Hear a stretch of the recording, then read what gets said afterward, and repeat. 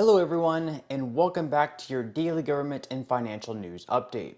As always, I'm interested in hearing your thoughts on everything, so make sure to give this video a like, but also leave a comment giving your thoughts on everything that is currently going on. Okay, so it was certainly an eventful weekend with the Supreme Court overturning Roe v. Wade, which will now send the power on when and whether or not birthing persons, as our mainstream media wants us to call them, can have an abortion. So in the states of Arkansas, Kentucky, Louisiana, Missouri, Oklahoma, South Dakota, Utah, and Alabama, abortions are now immediately banned, with some exceptions of course, such as protecting the life of the pregnant woman. In the near future, it is also possible that a handful of other states will follow suit, also placing bans on abortions, with exceptions possibly made for rape, incest, or if the mother's life is in danger. Many blue states, on the other hand, are supporting taxpayer-funded abortion on demand until the moment of birth with no limits and are making that perfectly well known. Here is Stacey Abrams refusing to name any restrictions she supports on abortion. Do you think the government should play any role in restricting abortion? As governor, what restrictions would you be willing to support in Georgia, if any? My first responsibility is to protect the life and the welfare of the women in this state and to make it safe for them to make medical choices. Those medical choices should not be governed by someone's religious or ideological convictions. And if we are going to make medical decisions, they should be made with medical input, not at the whim of politicians. I believe that Georgia should do what is right for the women of our state, and that the 6-week ban and that this derogation of our opportunity to make our own choices is wrong. I believe there should be federal law that allows women to have these choices, to have reproductive choice and reproductive justice. And I think that it has to stop being a political football where the ideology of the leader of a state can determine the quality of life for a woman and her ability to make the choices she needs. The mayor of New York, Eric Adams, also believes that there should be no limitations whatsoever placed on abortions. Mayor Adams, do you think there should be any limitation on abortions? No, I do not. Non-day of birth, totally fine? No, I do not think. I think women should have a right to choose their bodies. Men should not have that right to choose how women should treat their bodies. Alexandria Ocasio-Cortez, D-Twitch, has the idea that we should open abortion clinics on federal lands so people can get abortions.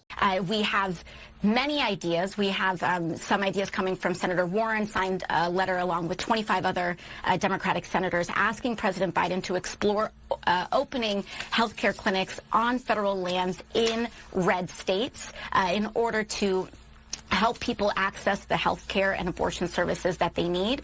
And here is AOC, she, her, saying that not every Democrat is pro-choice, and for those Democrats that aren't, perhaps we should reassess whether it's even appropriate for them to continue serving. Also, if you live in a blue area, when people say go vote, that should include primary elections too. Because the thing that a lot of people don't like to talk about is the fact that not every Democrat is pro-choice, okay?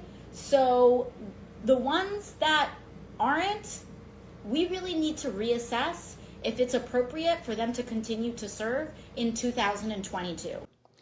Meanwhile, Democratic Representative Maxine Waters is calling on pro-abortion extremists to fight in the Hill with the Supreme Court. You see this turnout here? You ain't seen nothing yet. Women are going to control their bodies no matter how they try and stop us. The hell with the Supreme Court. We will defy them. Women will be in control of their bodies. And if they think black women are intimidated or afraid, they got another thought coming. Black women will be out in droves. We will be out by the thousands. We will be out by the millions. We're going to make sure we fight for the right to control our own bodies. Thank you. Hello, everybody. In New York, their Attorney General has already established a fund to pay for individuals traveling to the state to seek an abortion. We've established a fund in the state of New York to pay for individuals traveling to New York to seek abortions, for lodging, for daycare. This is a state that respects the right of women to choose. Many corporations such as Microsoft, Apple, Meta, Dick's Sporting Goods, Disney, Uber, JP Morgan Chase, Nike, Starbucks, and many more are also covering expenses up to $4,000 for those seeking abortions out of state. But let's think about that one for a moment.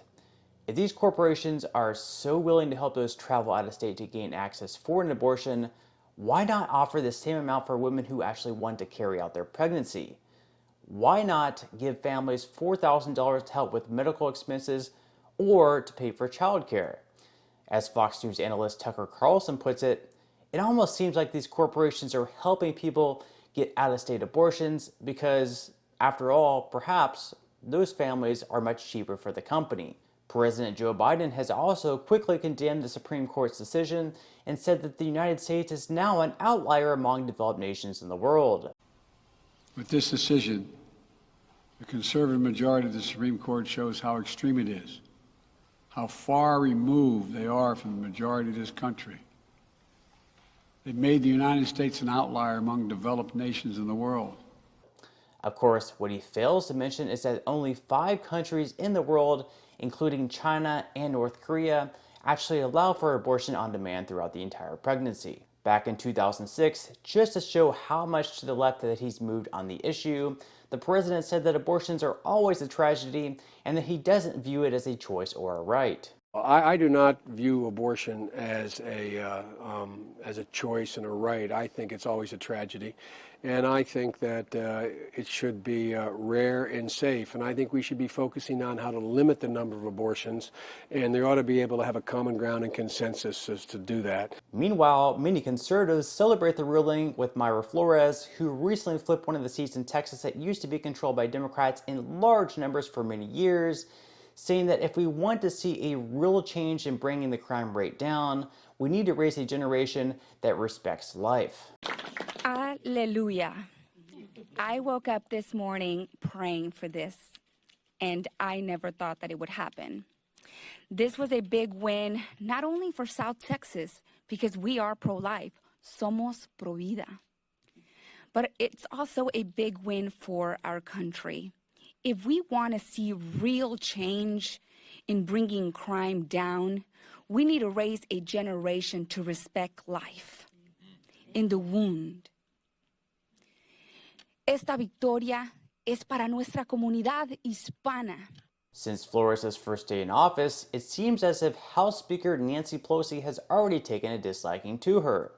In fact, when she was sworn into office, many people, including Flores herself, have accused Pelosi of shoving her daughter during a photo op.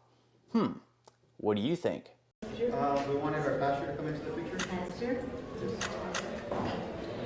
Perhaps it's time for our totally relatable and beloved House Speaker to step down from office. After all, it doesn't seem like she's all that happy anyways. Perhaps Pelosi also recently participated in a US poll where just 19% of Americans said things are going well. But man, I wonder who the 19% of those people are. As Twitter user Holden Caulfield tweets, those 19% are having a pretty damn good time, I bet. Probably floating in a lazy river filled with crude oil. I have an idea. Let's have our own separate poll in the comment section below. Let me know whether or not you believe things in America are going well or very badly. Moving on to some financial news, the stock market once again opens up strongly, with Dow futures up by 0.42%, S&P 500 futures up 0.54%, and NASDAQ futures up 0.68%. Last week, the S&P 500 increased by 6.71% after seeing major losses in the week prior. The NASDAQ performed even better, up 7.32%, but despite the gains, both the S&P 500 and NASDAQ are down by around 20% this year. Over the weekend, Bitcoin jumped into the $21,000 range and has bounced around in that range since. Over the last month though, Bitcoin is down by over 24%, and in the last year alone, down by over 57%. With that said, with these huge drops in both the stock market and Bitcoin, it certainly isn't a bad time to either start investing or to continue dollar cost averaging down. So in the comment section below, I will go ahead and pin a comment with a link where you can actually go ahead and claim 6 free stocks from Webull. Now, what you'll need to do in order to receive all these 6 free stocks is to first open an account with Webull and then deposit at least 1 penny. Additionally, if you activate Webull Crypto and complete at least 1 trade, you'll also be able to claim $5 of Bitcoin or any other cryptocurrency of your choosing that they have available right now on their platform. But on that note, I'm going to go ahead and wrap up this video. If you enjoyed the content in today's video and you would like to see more like it, I would encourage you to give this video a like, subscribe to my channel, and also ring the notification bell. That way you will be the very first to be notified when I do release future videos. And until next time, I hope you have a wonderful day ahead, and I'll see you in the next video.